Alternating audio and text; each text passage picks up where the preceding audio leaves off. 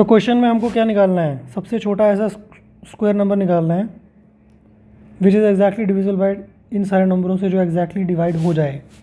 तो याद करो इस चीज़ को कि एक ऐसा नंबर जो दिए गए नंबरों से डिवाइड हो जाए वो क्या होता है, वो उन नंबर्स का मल्टीपल होता है। समझ आई? वो उन नंबर्स का मल्टीपल होता है। और मल्टीपल को कैसे निकालते हैं, जैसे निकालते हैं हम वैसे ही निकालने वाले हैं।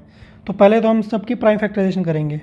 10 को लिखेंगे 2 इंटू 5, 12 को लिखेंगे 2 इंटू 2 इंटू 3, 15 को लिखेंगे 5 इंटू 3 और 18 को क्या लिखेंगे, 18 होता है 2 इंटू 9, 9 होता है 3 इंटू 3।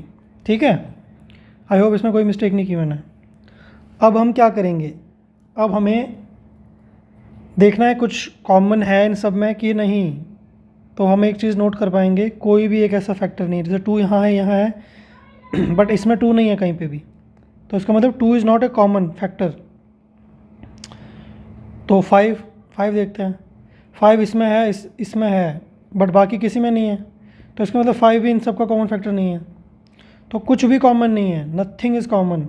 तो जो मल्टीपल आएगा ना इन सब का पहला फर्स्ट मल्टीपल वो क्या होगा, वो होगा 2 इंटू 5, फिर उसके साथ हमें मल्टीप्लाई करना पड़ेगा 2 इंटू 3, फिर मल्टीप्लाई करना पड़ेगा 5 इंटू 3, फिर मल्टीप्लाई करना पड़ेगा 2 इंटू 3 इंटू 3।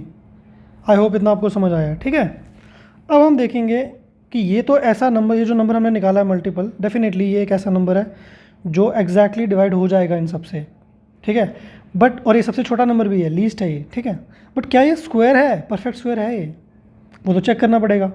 अगर ये परफेक्ट स्क्वायर होगा तो इसके सारे फैक्टर्स का पेयर बन जाएगा। जैसे ये एक 2 है, ये एक 2 है, पेयर बन गया। ठीक है, और हम बात करें ये एक 2 है, ये एक 2 है, पेयर बन गया। तो 2 हमारे ख़त्म हो गए, मतलब 2 हमारे पेयर्स में एग्जिस्ट करते हैं। ये एक 5 है, ये एक 5 है, पेयर बन गया, वेरी गुड। ये एक 3 है, ये एक 3 है, पेयर बन गया। और ये एक 3 है और ये एक 3 है, पेयर बन गया। तो यहाँ तो सारे ही पेयर बन गए, मतलब ये नंबर बाय डिफ़ॉल्ट एक परफेक्ट मतलब स्क्वायर है, क्योंकि इसमें सारे फैक्टर्स 2 हैं, पेयर्स बन रहे हैं। और ये सबसे छोटा नंबर भी है। छोटा क्यों? क्योंकि मल्टीपल ऐसे ही निकालते हैं, पहला मल्टीपल ऐसे मिलता है, नेक्स्ट मल्टीपल निकालना हो तो इसी चीज़ को हम 2 से मल्टीप्लाई करते हैं, उसका अगला निकालना हो तो इसको 3 से करते हैं, उसका अगला निकालना हो तो 4 से करते हैं, सो ऑन। बट फिलहाल हमें सबसे छोटा पूछा है तो यही सबसे छोटा है, और ये बाय डिफ़ॉल्ट परफेक्ट स्क्वायर है। सपोज़ ये परफेक्ट स्क्वायर नहीं होता, सपोज़ यहाँ पर ये जो 3 है ना, ये नहीं होता, तो हम क्या करते हैं, हमें सबसे छोटा मल्टीपल ये मिल रहा है लेकिन ये मल्टीपल परफेक्ट स्क्वायर नहीं है, उस केस में हम यहाँ पे 3 से मल्टीप्लाई कर देते हैं। ठीक है, क्योंकि हमें पेयर बनाना था, फिर यहाँ तो ऑटोमेटिकली बन गया बट फिर पेयर हमें बनाना था। तो ठीक है गाइज, ये बाय डिफ़ॉल्ट एक ऐसा नंबर है जो परफेक्ट स्क्वायर है। करना कुछ नहीं है, सबको मल्टीप्लाई कर दो। ये 10 आ जाएगा, ये 12 आ जाएगा, इनको मल्टीप्लाई करके 15 आ जाएगा, इनको मल्टीप्लाई करके 18 आ जाएगा। ठीक है, सिंपल। इन दोनों को मल्टीप्लाई करेंगे क्या आएगा, 120। इन दोनों को करेंगे क्या आएगा, 15 इंटू 18, 8 5 ज़ा 40, 4 8 4 12, 5 5 1 5 6 7 2, 270, और यहाँ पे 270 से करेंगे मल्टीप्लाई।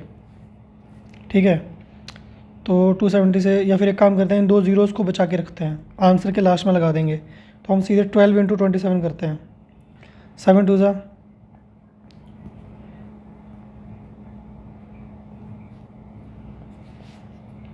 4 8 4 12, 3 2 4। तो हमारा आंसर क्या आएगा, 3 2 4 0 0, क्योंकि ये जो 2 ज़ीरो हमने बचाए थे वो भी तो लगेंगे ना लास्ट में। तो ये हमारा आंसर आएगा। ये सबसे छोटा ऐसा नंबर है जो परफेक्ट स्क्वायर है और इन सब से डिवाइड हो जाएगा, डिवाइड हो जाएगा। देखो डिविजिबल बाय लिखा है, डिवाइड हो जाने में और डिवाइड कर देने में फ़र्क होता है। जो डिवाइड कर देता है वो फैक्टर होता है, कॉमन फैक्टर, और जो डिवाइड हो जाता है वो कॉमन मल्टीपल होता है। ठीक है, तो यहाँ मल्टीपल की बात हुई है।